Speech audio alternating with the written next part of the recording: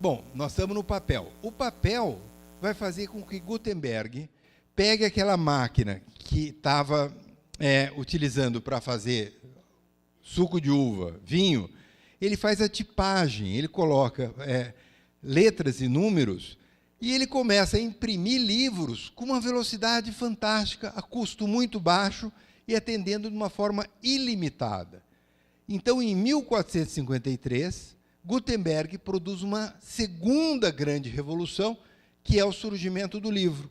O livro moderno, produzido na forma como Gutenberg propõe, o primeiro livro produzido é a Bíblia, o segundo já é Aristóteles, depois Platão, e o conjunto, não é à toa que essa época vai se chamar Renascença, Renascimento, ou, para quem estudou isso no ensino médio, Renascimento greco-romano, porque você recupera um conjunto de filósofos gregos que não haviam sido suficientemente disseminados, porque não havia o produto, o meio, e agora nós tínhamos o livro é a segunda revolução. Isso é absolutamente fantástico. Há textos curiosíssimos nessa época, dizendo assim, mas agora que o livro surgiu, o que nós vamos fazer com os professores? O professor virou um bicho inútil, porque quem que vai assistir a aula? Quem que vai procurar o professor? O professor, ele sempre improvisa, por melhor que ele seja, ele pode errar. O livro, segundo alguns textos da época, diz assim, ele é feito com esmero, cuidado, ele não tem erros. Então, as pessoas vão preferir o livro. Primeiro, isso não aconteceu, quer dizer, professor e livro não entraram em conflito, pelo contrário, foi exatamente o professor mais o livro que fez com que as nascentes universidades europeias pudessem prosperar e atingir uma etapa que até então não existia. Eu, há 4 meses, fui nas celebrações dos 800 anos da Universidade de Salamanca.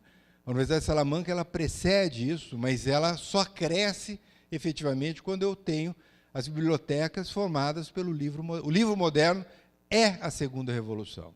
Então, vejam, embora a história seja um contínuo de transformações, há momentos que são mudanças de era. O que é uma mudança de era? Surgir a escola. O que é uma nova mudança de era? Surgir o livro. Isso dá escala, isso cria novos ambientes. Nós estamos vivendo hoje a terceira grande revolução educacional. Qual é a base dela?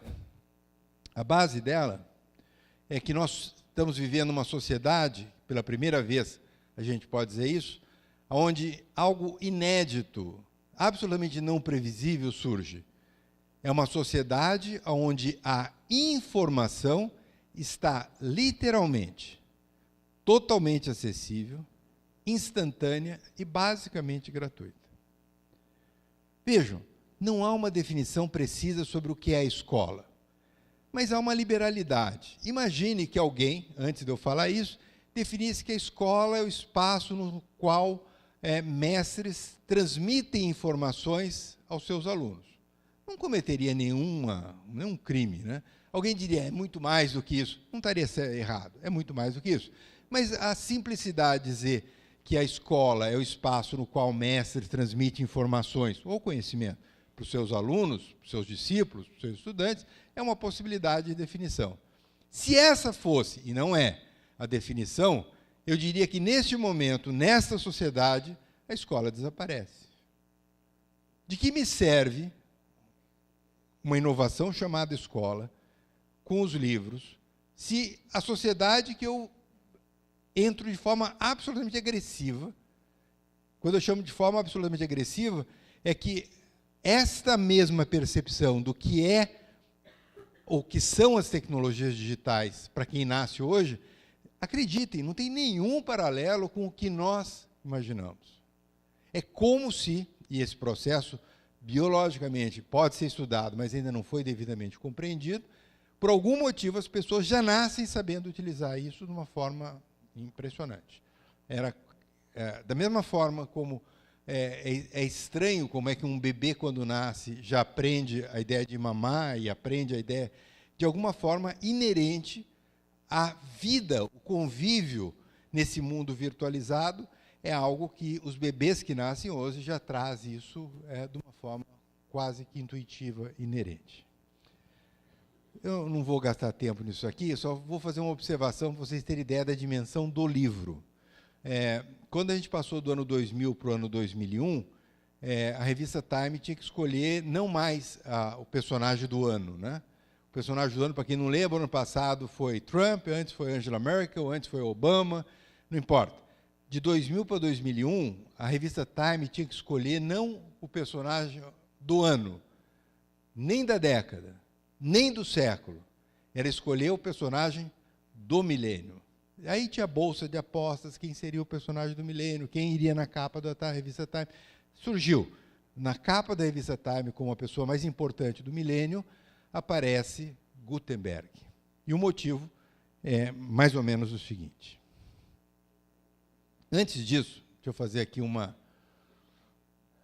que vai ter tudo a ver com o que eu quero concluir em seguida. Einstein, tem vários colegas da física aqui, ele morre em 1955. Ele é uma figura bastante polêmica por vários aspectos, né? Mas, sem dúvida, foi um dos maiores ou maior cientistas do século XX.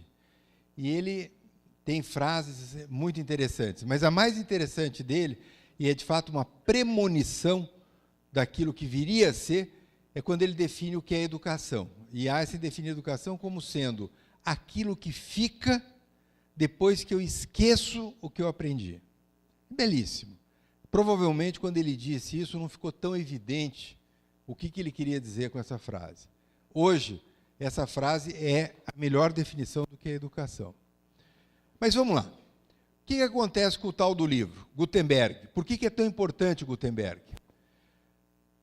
Gutenberg, ao estabelecer a possibilidade de eu ter livros em abundância, ele cria a oportunidade que as chamadas universidades europeias, ou as nascentes, ou as que viriam ser formadas, tivessem um ambiente onde você pudesse gerar um conjunto de ideias, um conjunto de raciocínios, um conjunto de abordagens, e a mais interessante delas, para nós pode parecer hoje meio óbvio, é a ideia dos experimentalistas. Ou seja, o que é verdade? Verdade é aquilo que eu possa testar via um experimento. E ali aparece o primeiro quadrinho, o Galileu, Galileu na Torre de Pisa. Galileu jamais subiu na Torre de Pisa. Esse experimento não foi realizado, e os meus colegas físicos sabem que se ele for realizado, ele não vai dar certo. Mas o que importa é que Galileu conseguia, através de um conjunto de experimentos e simulações, mostrar que dois corpos, independente da sua massa, cairiam, em tese, desprezada a resistência do ar, no mesmo tempo. Portanto, ele tinha, não que o experimento tivesse em si tanta relevância. O que há é o raciocínio. Se os gregos e os que posteriores aos gregos haviam elaborado a ideia da observação e da lógica, Galileu vai além, representando em Galileu, na verdade é todo um movimento de experimentalistas, dizendo o seguinte: não basta a observação e a lógica.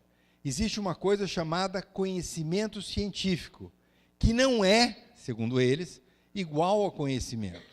Eles diziam, conhecimento é algo mais amplo e conhecimento científico é algo mais restrito. O que é conhecimento científico? É aquilo amparado, ancorado no método científico. O que é o método científico? Experimenta e vê se aquilo é verdade. Em geral, as pessoas têm uma dificuldade muito grande de separar o que é conhecimento do que é conhecimento científico. E como tem dificuldade, fala assim, já entendi, conhecimento científico é aquilo que é verdade. Não é. Eu posso ter no meu conhecimento verdades que não são científicas. Como verdades que não são científicas? Só dar um exemplo grosseiro. Pode ser que parte aqui da sala acredite que há vidas em outros planetas. Isso é uma fé que você tem, você pode não estar errado, você pode ser verdadeiro nesse momento, pode existir nesse momento vida em outros planetas.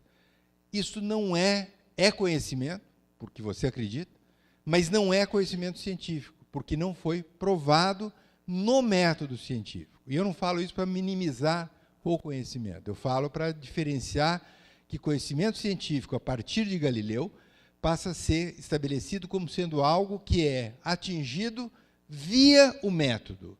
A grande contribuição da universidade nascente, que é ancorada na presença dos livros, que é decorrente de você ter uma escala e um ambiente que são as nascentes universidades europeias, eu tenho agora um método científico. E para que serve o método científico? O método científico vai ser a base do desenvolvimento da chamada ciência moderna. Esse sujeito chamado Galileu morre em 1642. No mesmo ano que ele morre, nasce em outro lugar, não estamos mais agora em Pisa, nem em Redondezas, na Inglaterra, nasce um sujeito chamado Isaac Newton. Isaac Newton vai desenvolver um formalismo matemático chamado cálculo diferencial integral, que vai ser fundamental para, utilizando essa ferramenta matemática, descrever uma coisa chamada leis da natureza. Vejam, se Galileu foi um avanço, porque além da observação e da lógica eu tinha a experimentação, Newton vai muito além, dizendo o seguinte: é mais que observação. Eu agora tenho leis rigorosas que me dizem como a natureza irá se comportar com exatidão. Ele começa isso com a formulação da mecânica, mas em seguida vem a termodinâmica, depois vem a eletricidade, o magnetismo, o eletromagnetismo, e com isso, como consequência disso, com a consequência desse ambiente gerado pela presença do livro, pelos professores, pelas universidades, pelo método científico, pelo formalismo matemático, eu tenho o quê? Da ciência e do seu método, eu tenho a tecnologia. A tecnologia mais relevante, simbólica também, é a máquina a vapor. A máquina a vapor, ela é produzida porque eu conhecia mecânica, porque eu conhecia termodinâmica, e ela me permite um conjunto de aplicações. A primeira delas, na Inglaterra, era retirar a água das minas das quais era extraído o carvão. O Império Britânico começava a ficar gigantesco, consumia muita energia, e a energia vinha basicamente de extração de minas de carvão. Mas quando eu extraio o carvão, todo mundo já fez essa experiência em qualquer contexto da sua vida, quando você cava, em algum momento começa a aparecer água. A água é uma impureza para quem está retirando o carvão. E com a máquina a vapor, eu eliminava aquele trabalho maluco, artesanal, de velhos, crianças, puxando vários baldes, para algo que suga com uma eficiência enorme. Eu consigo ter mais carvão e o Império Britânico dispara. Essa mesma máquina a vapor que suga a água, ela consegue gerar um elemento que se move. As locomotivas, os automóveis, a mecanização. A mecanização faz com que as fábricas se transformem em indústrias. Isso tudo gera a chamada Revolução Industrial. E a Revolução Industrial representa para o mundo uma transformação radical. Eu tenho uma nova maneira de viver, eu tenho uma nova maneira de operar. Aquilo que era um mundo totalmente rural, ele gradativamente vira urbano. Quando eu nasci, e eu não sou jovem, mas não sou tão velho assim, quando eu nasci, o Brasil era, acreditem ou não, predominantemente rural. Hoje, vocês devem imaginar que todo mundo mora em cidade. Não, tirando alguns casos excepcionais, né, da quarta colônia, ninguém imagina que você viva fora das cidades. Mas mesmo lá também vive num ambiente urbano ou ruro-urbano. Mas quando nós estamos na começo da década de 60, o Brasil era predominantemente rural. Ao longo da década de 60, o Brasil se transforma num país progressivamente urbano, e hoje 94% da população brasileira vive em regiões urbanas. Isso é uma transformação radical. Ela decorre do quê? Decorre de uma chamada Revolução Industrial. E a Revolução Industrial, que começa no século XIX, mas no século XX ela atinge seu apogeu. E quando todo mundo, ou quase todo mundo, migra para as cidades, eu tenho o surgimento de novas categorias sociais, surgimento de um modo de produção diferenciado, eu tenho as fábricas e as indústrias formando uma dimensão muito grande. E o que eu preciso? Eu preciso de profissionais que eu nunca precisei antes. Antes da Revolução Industrial, o número de profissões associadas ao conhecimento eram poucas, ilimitadas e bem configuradas. O século XX traz um pupurri de profissões que jamais alguém tinha pensado. Por exemplo, se na área da saúde eu tinha simplesmente o médico e alguns auxiliares, eu tenho um mundo da área da saúde que vai demandar agora fonoaudiólogos, fisioterapeutas, enfermeiros, um mundo. E quem é que vai dar conta de formar esses profissionais? Escola. A escola, a ela é encomendado que façam as produções de profissões e de profissionais. Eu não tinha só alguém que era capaz de construir, agora eu tinha o engenheiro, eu tinha o arquiteto, eu tinha o desenhista, eu tinha o planejamento, eu tinha o contador, eu tinha um conjunto de novas profissões que não haviam antes e que agora eram necessárias. Às vezes vocês leem artigos assim dizendo: as profissões estão mudando, nós somos incapazes de dizer quais serão as profissões daqui a 10 anos. Nós também não sabíamos. O século XX descobriu profissões que não existiam e se transformou gradativamente a maior parte dos profissionais ocupando espaços que no começo do século XX não existiam. Quem fez esse trabalho de formar esses profissionais? A escola. Qual foi o nível de competência das escolas para formar esses profissionais? De 0 a 10, a resposta não pode ser outra. 10. Tudo que nós desenvolvemos de metodologias educacionais funcionou e funcionou muito bem. Todas elas. Você fala, mas elas não eram conflitantes entre si? Eram. Mas todas elas foram capazes de atender as demandas. Isso não é o que eu acho. Se você pegar, e agora já dá para fazer um balanço do século XX, um balanço do século XX, 18 anos depois da gente ter abandonado aquele século, a principal figura do século XX é a escola. A escola foi o elemento motor que conseguiu transformar a cara do século. As pessoas não estudavam, hoje as pessoas estudam. As pessoas estudavam muito pouco, hoje as pessoas estudam a vida toda. As profissões eram limitadas, elas se transformaram em ilimitadas. Mas como que a escola produziu esses profissionais? Na forma como ela sabia. Qual era o modelo de desenvolvimento econômico da Revolução Industrial madura, especialmente de metade do século XX para diante? O modo de produção era chamado fordista, taylorista. O grande sucesso eram linhas de montagem, por isso que aparece o Charlie Chaplin. O que a escola fez? Exatamente a mesma coisa. Como que eu formo fisioterapeutas? Coloque todos que querem fazer fisioterapia numa sala, defina uma estrutura curricular mais ou menos padrão do que é formar um fisioterapeuta. E depois que aquelas pessoas passarem pelo conjunto de obstáculos, mostrando que eles têm domínio do conteúdo associado à profissão fisioterapeuta, que eles têm um domínio das técnicas e dos procedimentos que eu chamo de exercício da atividade profissional de fisioterapia.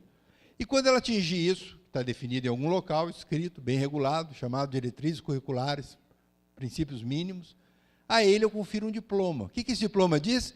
O portador desse diploma, atestado por uma instituição idônea, chamada universidade, garante que ele domina esse conhecimento e ele ia para o mercado de trabalho, e diga-se de passagem, o século XX foi profícuo nisso.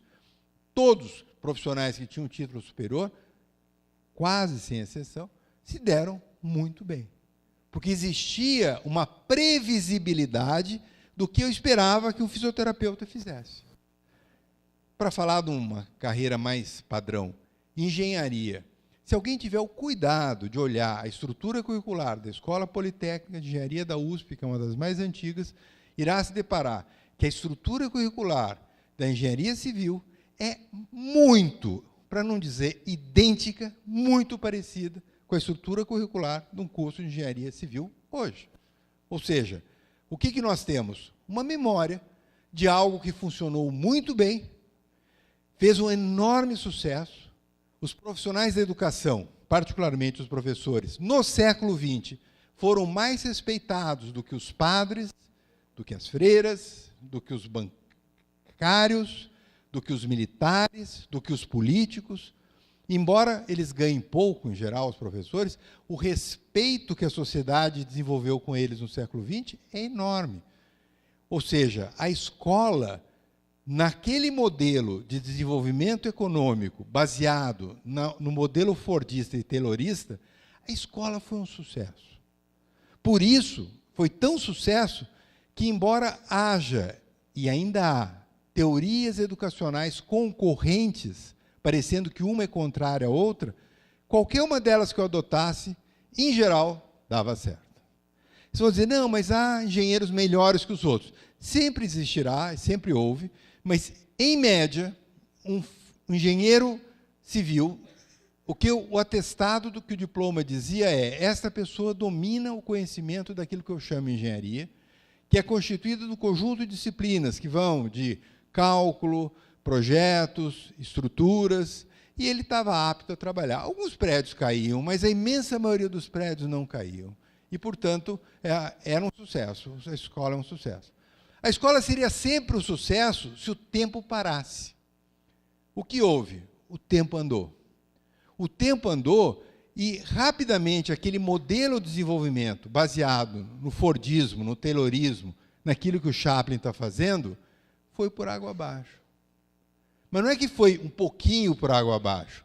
Não há memória alguma, no sentido de que aquilo que aparentemente funcionou bem no século XX, neste momento, que é o momento de uma profunda transformação, de uma revolução radical e muito rápida, aquilo que a escola tinha como compromisso e fez muito bem, não resolve mais. E o professor Marcos se referiu aqui à história da arte na educação. Para resolver esse drama de que a escola, tal como ela foi concebida e como ela foi um grande sucesso, ela demora para mudar. Por que ela demora para mudar? Porque ela foi um grande sucesso. E a compreensão de que o fato dela ter sido um grande sucesso não é suficiente para garantir que ela vá resolver o problema do futuro. Mas é suficiente para perceber que, se ela funcionou e as pessoas se convenceram que ela funcionou, você tem grandes movimentos antagônicos a que ela mude. Não é à toa, e é legítimo, que vários bons professores vão se comportar como: mas foi assim que eu estudei, é isso que eu acredito. Ele não está errado. Errado é o tempo. Errado é o tempo ter sido tão rápido. Ele não tem nada de moralmente equivocado. Ele tem que ele está deslocado. Há um divórcio absoluto.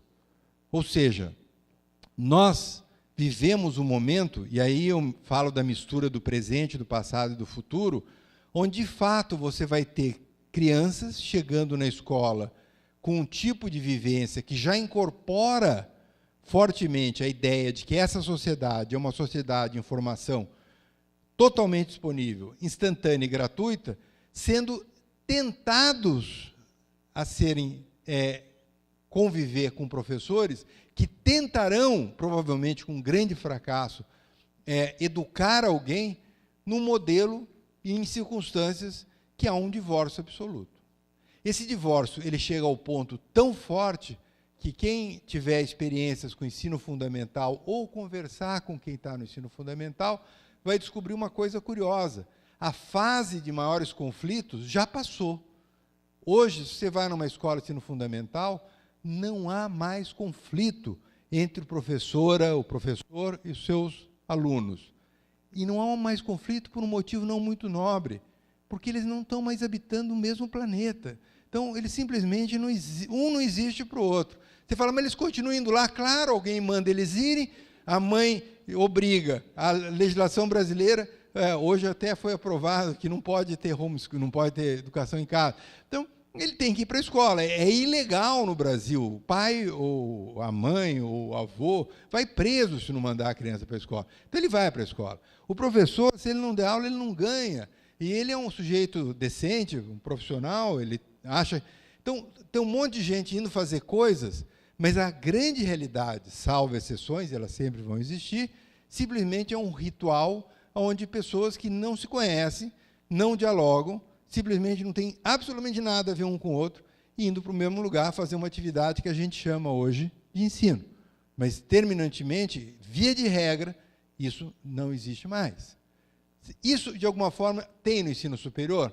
Tem numa escala menor, simplesmente porque é o eixo do tempo.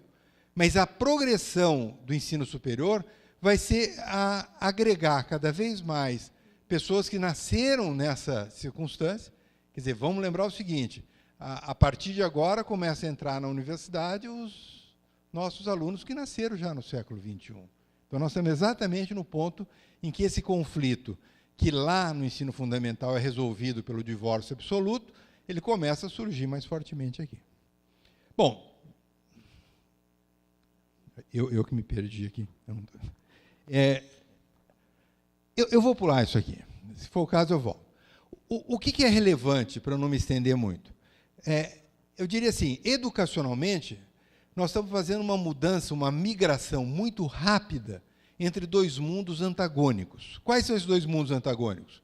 O analógico, cognitivo, indo para um mundo que é digital, metacognitivo.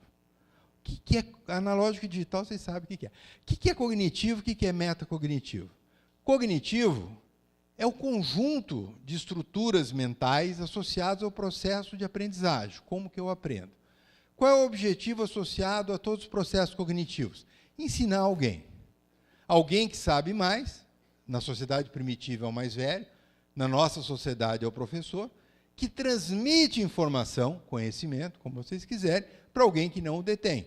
E como que eu meço isso? Eu meço se ele aprendeu ou não aprendeu. Como que o professor define se o aluno passa? Ele faz um teste, dou a ele um papel, ou os mais avançados mandam ele para um terminal com perguntas, ele dá um conjunto de outputs, eu respondo umas perguntas, desenvolvo alguns trabalhos, e aí o professor, na sua legítima autoridade, diz, esta pessoa já adquiriu conhecimento. Portanto, passo, ou não adquiriu, e não passo.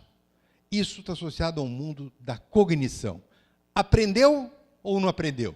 Essa é a pergunta-chave. É que nós fazemos, é que eu faço, não estou falando nenhum absurdo. Todos nós fazemos isso, não é? E o metacognitivo, vou agora fazer a provocação. É como se dissesse, lembra daquela época que a pergunta era aprendeu ou não aprendeu? Eles ainda não sabiam, que é quase irrelevante. Acontece que o que passa a ser relevante é se, ao longo do processo no qual uma pessoa adquire conhecimento, a pergunta-chave é, ao longo desse processo em que a pessoa adquiriu um conhecimento, ela aumentou ou não a sua percepção acerca dos mecanismos segundo os quais ela aprende. É como se eu dissesse, pode parecer um pouco contraditório, é mais relevante e mais importante para um futuro profissional. Eventualmente, ele ter aprendido um pouco menos, mas ter desenvolvido essa habilidade, essa capacidade de entender ou se entender, ou o processo ter uma dinâmica no qual os atores, que é o educador e o educando, percebem como que ele aprende. Eu não gosto muito dessa terminologia, mas vamos adotá-la. Aprender a aprender é mais importante do que aprender. Vamos supor que a nossa vice-reitora desse para cada professor, um conjunto de professores, cada professor agora vai escolher um monitor para a sua turma para o semestre seguinte. Todo professor da UFN é muito bom, e ele chega e escolhe os 2 melhores. Só tem 2 que tiraram 10. E vamos partir do princípio que todos querem ser monitor. E o professor ou a professora chama os 2, está terminando o semestre, e diz assim, olha, eu vou escolher aqui alguém, e um de vocês 2 vai poder ser meu monitor. E os 2 querem obcecadamente ser monitor, porque a professora é muito boa, o professor é muito bom. E aí ele faz uma pergunta só, ele não tem muito tempo, terminou a aula, ele pergunta assim, daí, você aprendeu bastante nessa disciplina que você fez e tirou 10? Ele tirou 10. Ele diz assim, professor, professora, eu simplesmente aprendi tudo, sou muito grato, aprendi tudo. Simples. O segundo responde assim, eu não tenho tanta certeza se eu aprendi tudo, não. Mas sabe que foi a primeira vez que eu consegui entender como que eu aprendo? Se for um professor ou uma professora cognitiva, vai escolher o primeiro, porque foi mais claro. O segundo foi meio bagunçado, não entendi o que ele falou. Se for um professor ou um professor metacognitivo, escolhe o segundo. Vamos supor que um empresário, vamos pegar uma área qualquer de software, tem que contratar alguém que já se formou. E ele pede para a área lá de recursos humanos selecionar 2 currículos, porque são muitos currículos que apareceram, porque tem muito desemprego. Aí a área de recursos humanos falou, olha, eu só vou dar um trabalho, vou dar os 2 melhores, são formados em ótimas instituições, tiveram ótimas notas, o senhor escolha aí quem que o senhor quer escolher. E ele só tem uma pergunta também ele é um empresário, ele não tem muito tempo, ele pergunta assim, o que você domina aí de software? Né? O primeiro diz o seguinte, meu futuro patrão, eu entendo tudo, para mim, Linux, toda Microsoft Office, eu domino todos eles perfeitamente. Aí o segundo fala assim, eu não sei se eu domino todos tão bem assim, não, ele parece que domina melhor que eu. Agora, eu sou obsessivo por novas plataformas. Cada vez que surge, toda a minha atenção é para ela, eu desenvolvi a capacidade de aprender novos softwares. Um empresário cognitivo escolhe um e provavelmente vai falir. Um empresário metacognitivo escolhe os 2. O segundo. Um pai ou uma mãe que tenham 2 filhos, o primeiro, os 2 filhos tiram 7, portanto não há filho bom ou ruim. Vamos supor que eles têm mais ou menos a mesma idade. E ambos vão para a mesma escola e ambos vão mais ou menos bem. Mas eles são muito diferentes. Um deles não tem nenhum problema de acordar no horário, de chegar na escola, não cria problema, faz as tarefas e tira 7. O segundo é muito mais rebelde, tem muito mais dificuldades, gera algum tipo de ruído, alguns problemas de pequena escala. Nem sempre faz as lições e, às vezes, não vai à aula, mas tira 7. Portanto, a nota não é o critério. Um pai ou uma mãe que seja cognitivo vai dizer assim, o primeiro não vai ter problema, eu vou cuidar do segundo. Um pai ou uma mãe metacognitivo vai pensar o seguinte, esse segundo vai se dar bem na vida, eu vou cuidar do primeiro. Portanto, o cognitivo e o metacognitivo é uma transformação brutal. E a nossa escola, eu estou falando genericamente, não estou nem só falando de Brasil, é uma escola moldada no cognitivo. Mesmo quando há discordâncias de metodologias do cognitivo. De forma bem rápida, o que é cognitivo analógico? Conteúdo disciplinar. O que é conteúdo metacognitivo digital? A capacidade de juntar áreas do saber diversas para resolver um problema específico. O que é exemplo do cognitivo analógico? Análise teórica, temas abstratos, laboratórios usuais, que a gente usa até hoje. O que vem com metacognitivo digital? Soluções de problemas. E muita modelagem, muita simulação, muita inteligência artificial. O que é o critério no mundo analógico cognitivo? Prova individual. Como que alguém sempre vai dizer, o professor Porto lá sempre vai discordar, vai falar umas coisas, mas eu faço assim, claro que faço, e está certo fazer. Mas, em média, a imensa maior parte do processo avaliativo é calcado no que uma pessoa responde numa prova individual. Qual é o drama? O drama que não é isso que é medido depois. Qualquer empresário vai querer saber qual é a habilidade, a competência, a capacidade que um profissional tem de, junto a uma equipe, desenvolver um projeto, uma missão e cumprir uma tarefa. Você vai dizer, mas isso é em algumas áreas. Todas. Ninguém consegue hoje, claramente, alguém consegue, sim. Em física, lá tem uma área de supercordas, lá que é possível alguém ter uma extrema competência trabalhando individualmente, nunca falando com ninguém. Essa figura está desaparecendo, a área também está. Mas, de qualquer forma, em geral, em 99,9% das circunstâncias, se a pessoa não tem habilidade de... Até curioso isso. Na física mesmo, só para citar vocês físicos aí, tinha uma época que as instituições contratavam profissionais que, embora só trabalhassem sozinhos, porque eles geravam artigos que eram publicados em revistas que tinham parâmetro de impacto, e as pessoas tinham um trabalho... Não fazem mais isso. Se alguém hoje não tem a capacidade de trabalhar em equipe, ele é totalmente dispensável. E nós estamos vivendo só a pontinha do iceberg. Os trabalhos científicos de relevância hoje são trabalhos de equipes gigantescas, mas gigantescas mesmo.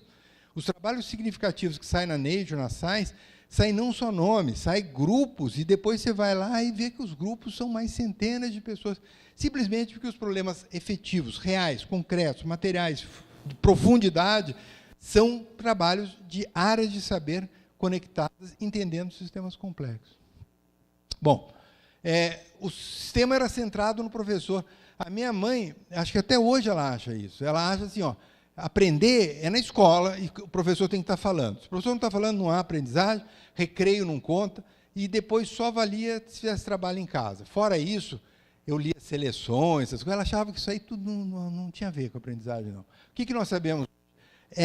Hoje é centrado no aluno. Quando centrado no aluno é o seguinte: equação de segundo grau, x é igual a menos b, mais ou menos 7b2 menos 4c, 2a. Quem sabe isso, a pergunta é: aprendeu quando?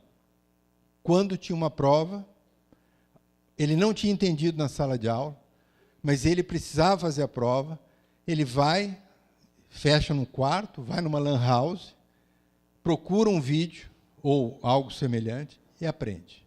Ou seja, literalmente, não só a equação de segundo grau, a maior parte dos conteúdos, infelizmente ou felizmente, eles são de fato aprendidos em circunstâncias que, aceitam ou não estão ligados diretamente à sala de aula. Você vai dizer, mas foi por causa da prova associada à sala de aula. Pode ser. Mas hoje, ela é centrada no educando. É ele que define aonde, quando, com quem ele aprende. Isso é irreversível. A relação era docente-aluno. O que é hoje? É um fenômeno coletivo cooperativo. Por incrível que pareça, seja numa palestra, seja numa sala de aula, seja num ambiente virtual, a aprendizagem ela está muito associada ao clima que se estabelece entre o educador, o educando e o conjunto de outros atores que estão associados, que vai desde o design gráfico do ambiente virtual que foi desenvolvido. Você tinha, em suma, espaços e tempos rígidos. Eu aprendia na escola e aprendia na hora que o professor estava falando. O que é hoje? Uma flexibilidade espacial temporal. As pessoas aprendem em qualquer local, a qualquer momento, com quem eles quiserem, e isso é um processo irreversível. O que um professor mede? Saber versus não saber. E se eu contar para vocês, e espero que vocês acreditem, eu tenho tido muito contato com professoras, que a maior parte são professoras do ensino fundamental, especialmente das primeiras séries do ensino fundamental. Todas elas relatam o mesmo fenômeno e não usam as mesmas palavras. Elas contam o seguinte: eu estou dando aula, eu peço fazer um teste, e aí sempre um menino ou uma menina, elas falam no fundo da sala, levanta a mão e diz assim: professora, eu não sei se eu sei, eu não sei se eu não sei, eu sei o seguinte, a senhora me dá o problema e me deixa trabalhar que eu resolvo. Olha, o que significa isso? Ele nasceu num ambiente onde ele sabe, porque é inerente, ele introjetou que ele mora num mundo em que a informação está totalmente acessível, disponível instantaneamente, para ele de graça. Ele quer o seguinte: me dá o problema que eu resolvo. Qual o problema que ele tem? Entender sistemas, em geral, sistemas complexos. É como se eu, para usar a memória de vocês, eu não sei o quanto que vocês tiveram isso, eu tive que decorar, não sei se decorei bem, quais eram os afluentes do lado esquerdo do Rio Amazonas, do lado direito, do Rio Madeira. Ou seja, se eu continuar com isso, o aluno vai falar assim: eu quero saber, professora, eu estou entendendo agora o que significa uma floresta tropical, o que é um regime de chuvas periódicas, o que significa que a transposição das águas, 90% não é através dos rios superficiais, são rios subterrâneos, que formam outros ecossistemas, como, por exemplo, o Pantanal, que o Pantanal, por sua vez, tem a sua sazonalidade e continua transferindo para um outro ecossistema, que são aquíferos, como o aquífero Guarani. Essa informação, para ele, é crucial. É isso que ele entende, é isso que ele diz que me deixa trabalhar que eu respondo. Agora, terminantemente, a mente dele, o processo cognitivo dele, já é amparado no processo metacognitivo, que está muito mais associado a entender complexidades de outros sistemas e muito menos... Você se lembra do Sócrates? Por que diabo que o Sócrates não escrevia? 400 a.C. Ele morria de medo dos alunos não desenvolverem a memória. A gente achou ridículo, não achou? E se eu disser que nós estamos sendo Sócrates contemporâneos? Nós estamos achando que é crucial que a pessoa memorize uma coisa que, inerentemente, ele sabe que está associada a esse mundo virtual. A grande discussão em alguns centros mais avançados Eu li essa semana a questão, que não que lá seja o centro mais avançado, não. Eu tenho minhas dúvidas, são meus amigos, mas a Singularity University estão discutindo em que momento o cérebro vai poder estar conectado com a cloud. E à medida que o cérebro diretamente estiver conectado com a cloud, certamente, as experiências de Watson e todas já vão estar... Bom, o que é hoje? Não é saber versus não saber, é saber encontrar e resolver. Esse é o profissional do futuro. Alguns diriam para a professora assim, pega aquele menino, aquela menina que falou que não sabia se não sabia, manda eles para fora, resolve os outros, sabe, está aprovado. Sabe qual é o drama disso? É que aqueles meninos são os talentos do futuro. Você quer fazer isso, você faça, mas é um péssimo caminho você pegar aqueles que serão os melhores profissionais do futuro, mandá-los embora da sala só porque você não sabe avaliar. Ou seja, a gente tem um instrumento de medida que não tem compatibilidade com aquilo que provavelmente estará medindo o que é o talento do futuro próximo. Em suma, a ênfase era na memória, hoje a ênfase é exatamente em desafios e atitudes. O professor tradicional individual, como o professor Marcos se referiu ali, ele gradativamente vai incorporando a ideia de se transformar num designer educacional, aprender a trabalhar em equipe. Isso não o rebaixa, pelo contrário, ele passa a assumir um papel mais relevante, mas é um papel relevante associado a um processo, a um trabalho em equipe, onde ele não vai aprender a fazer coisas que ele não vai aprender, mas ele vai contribuir numa equipe que desenvolve um conjunto de sistemas educativos de aprendizagem associados e centrados no educando. Nós falávamos, a figura de Gutenberg, livros assemelhados. Hoje, acredite ou não, nós vamos todos migrar para portais interativos e materiais de conectividade.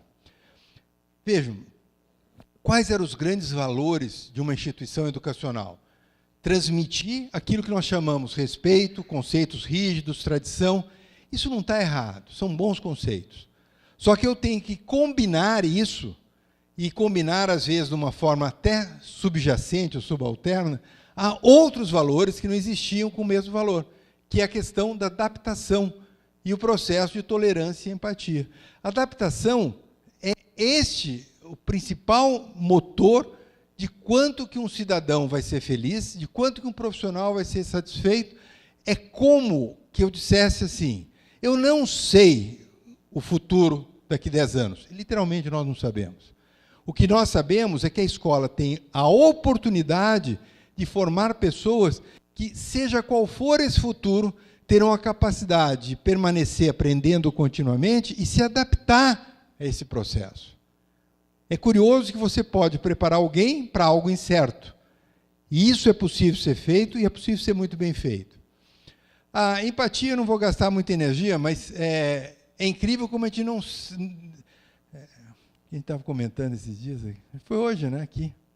Aqui na hora, eu almocei aqui como é que chama ali o restaurante, né? Na cantina. Daí eu falei assim, vocês falam que é empatia? Empatia é o seguinte, tinha um monte de gente sentada, e o congresso... E as pessoas estavam conversando ali. Eu falei assim, a empatia é a percepção que a pessoa que está sentada depois que comeu, entender que o outro chegou. Não é um bicho de 7 cabeças, mas isso é um predicado.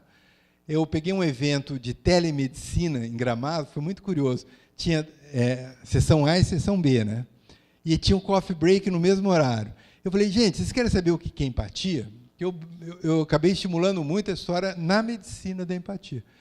Eu falei assim, nós vamos sair daqui, né? Todos eles ali eram da área da saúde, portanto, empatia para eles é particularmente importante. Todos nós vamos frequentar sala A e sala B, o mesmo coffee break. Vocês vão observar que na sala de lá não tem ninguém discutindo isso, portanto, vocês vão ser observadores.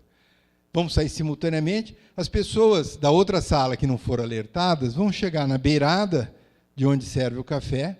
Como elas saem empolgadas, porque não podiam conversar durante o evento e agora podem, e são colegas e é legítimo que queiram conversar, elas vão servir do café e ficar conversando na frente da mesa. Vão servir, porque ali está confortável, ele pega um salgadinho, e não deu outra. Foi tão engraçado que a gente saiu, a outra sala foi, pessoas com toda a sua bondade, são bons profissionais, são bons professores, mas eles travaram ali, tomando cafezinho e pegando. E não importa que tivesse gente. Quer dizer, o normal não é não comer, não é não tomar o cafezinho, é pegar o cafezinho e se retirar porque vem alguém em seguida. Essa percepção do outro, ela não é uma coisa secundária, é fundamental tanto para o exercício profissional como para a atividade de qualquer cidadão. Isso a escola tem que tratar, porque à medida que trata, resolve. Nós falamos só em metas individuais, mas muito pouco de coletivas. Quer dizer, eu não vou falar muito sobre isso, não. A gente centrou todo o processo cognitivo em conteúdos, técnicos, procedimentos. Continua importante. Tudo que eu falei, eu não elimino a aprendizagem. Você não tem como aprender a aprender sem aprender. O processo da aprendizagem é crucial. Agora, se eu não introduzir elementos socioemocionais, eu não estarei contribuindo para a formação de profissionais e cidadãos capazes de adentrar esse novo mundo. Em suma, é o aprender a aprender versus o aprender somente. Portanto, só para finalizar, eu prometo que é para finalizar mesmo, eu não vou falar sobre isso, eu estava comentando antes com a Solange, com o Porto e com o professor Marcos, a gente tem uma instituição muito grande, e eu sou, por obrigação e por gosto, por prazer, eu falo com todos os alunos, de uma forma direta ou indireta. E aí eu estava dizendo que você pode pegar exemplos muito simples para entender o que é a metacognição. Não é um bicho tão de 7 cabeças também, igual a empatia. E eu gosto de pegar a primeira coisa que você faz, não é a primeira, a segunda coisa que você faz todo dia que acorda. A primeira coisa que você provavelmente faz é olhar o celular. Depois que você olha o celular, você, em geral, né, necessidade fisiológica, vai ao banheiro. O que tem no banheiro que você frequenta? Um tapetinho. Não tem? Casa de pobre, de rico, muda o tapetinho, mas todo mundo tem tapetinho. E as pessoas, porque não são físicos, ninguém é obrigado a ser físico, né? Elas, o físico também faz isso, sobe no tapetinho. Mas se você falar para ela, eu sou físico, você não é físico, você não é obrigado a saber, eu sou obrigado a saber. A temperatura exata do tapetinho é a mesma do piso frio, cerâmico. Né? Vamos supor, hoje de manhã a gente acordou às 20 graus. Todo mundo foi aqui no banheiro, depois que olhou o celular, e subiu no tapetinho. Eu também subi no tapetinho. Né? Bom, mas veja, o tapetinho está a mesma temperatura. E por que é prudente subir no tapetinho? Bom, primeiro, se você aceitar que ambos estão à mesma exata temperatura, alguém ali está diferente. E esse alguém é você. Você não está à mesma temperatura de nenhum dos dois. Se ele estava a 20, você está em torno de 36, 36,5. Você está aproximadamente 16 graus acima do tapetinho e do piso cerâmico. Ora, o piso cerâmico e o tapetinho estão ali em equilíbrio. Chegou um bicho, que é você, fora do equilíbrio. Então, quando eu piso no piso cerâmico, você sente efetivamente algo se movendo. É calor. Mas daí, você pode explicar para eles, com um rigor muito ligeiro, muito superficial, o que é a temperatura. Temperatura de um corpo, sem você entrar em muitos detalhes, ele está associado a um processo de vibração das moléculas e dos átomos que compõem qualquer objeto. Corpo humano, ou tapetinho, ou o piso frio. Quando o tapetinho e o piso frio estavam tranquilos, eles não estavam trocando calor, porque as vibrações dos átomos que compõem o tapetinho estavam coerentes à sua maneira, que estava à mesma temperatura, com o piso frio. Não havia troca de calor, eles estavam satisfeitos. Quando entrou esse bicho mais quente, começa um processo de troca de calor, ou seja, as moléculas e os átomos estavam vibrando e encontram um sistema cujos átomos ou moléculas estavam vibrando menos, e aquele que vibra mais transfere essa energia, que é um calor, na forma de calor, para o outro. Ora, se isso, eles os dois estão à mesma temperatura e eu estou a temperatura maior, tanto faz. Não tanto faz. Alguns materiais, o piso cerâmico é um e o tapetinho é outro, têm condutividade térmica diferente. Alguns absorvem com muita rapidez, piso cerâmico. Portanto, essa transferência de calor se dá muito rápida e pode gerar até um resfriado. O tapetinho também recebe calor. Quando eu piso nele, ele também está se aquecendo, ele recebe essas vibrações e eu vou diminuindo as minhas. Só que esse processo, porque é uma particularidade do tapetinho, ele foi feito para ser assim, ele absorve com muito mais lentidão. Então, eu me sinto muito mais confortável e piso no tapetinho. Mas por que isso é relevante? Porque se a pessoa, na primeira atividade que tem pela manhã, ou uma das primeiras, ela consegue descobrir que aquilo que é uma sensação que ela efetivamente percebe pode ser minimamente aplicado através do conhecimento, a segunda atividade, que pode ser sentar ali no bidê, coisa semelhante, ler um jornal, ele vai perceber também que, se ele tiver um raciocínio, as informações, ele pode ler a mesma matéria de N maneiras diferentes.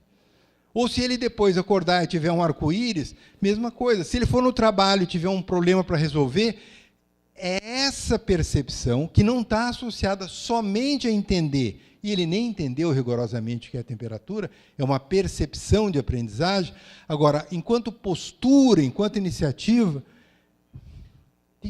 tem vários outros exemplos. Eu comecei a provocar a Solange com a história, eu juro que eu prometi que essa era a última, de contar. Vamos supor que você está na tua casa e você derrubou um gelo.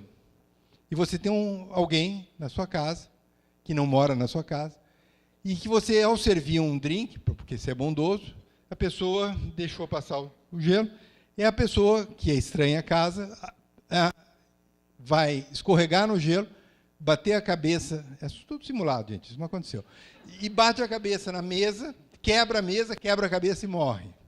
As duas hipóteses. Você, a família da pessoa, aciona porque você foi irresponsável e você tem que pagar os custos decorrentes não só da morte dele, mas como sustentar a família. Alguém entrou com essa ação.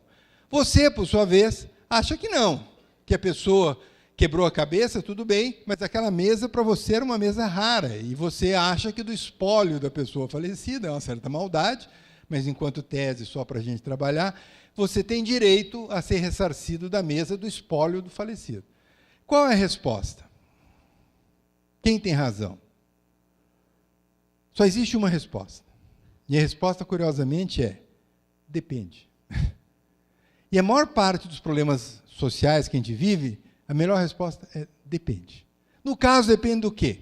Depende, há uma jurisprudência americana bem configurada. Portanto, a justiça americana não tem mais esse problema. Cada vez que acontece, eles perguntam: a pessoa que quebrou a mesa foi convidada para ir à casa ou foi por livre e espontânea vontade, sem aviso prévio?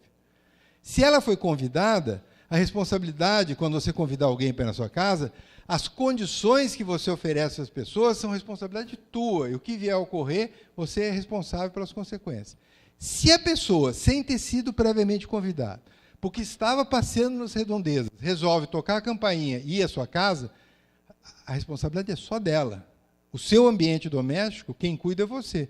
Se alguém ele adentra, submete às condições.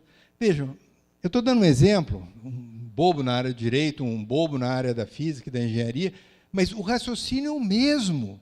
As pessoas têm que aprender que a maior parte dos conflitos que a gente tem, a resposta provavelmente é depende. E depende de um conjunto de ingredientes, de jurisprudências, de opiniões, de abordagens, de enfoques. Isso é aquilo que o Einstein chamou. Educar é aquilo que vai ficando depois que você esquece o que você aprendeu. Eu não vou falar nada, eu prometi encerrar. Muito obrigado pela atenção e estou à disposição para qualquer comentário, opiniões, perguntas. Muito obrigado.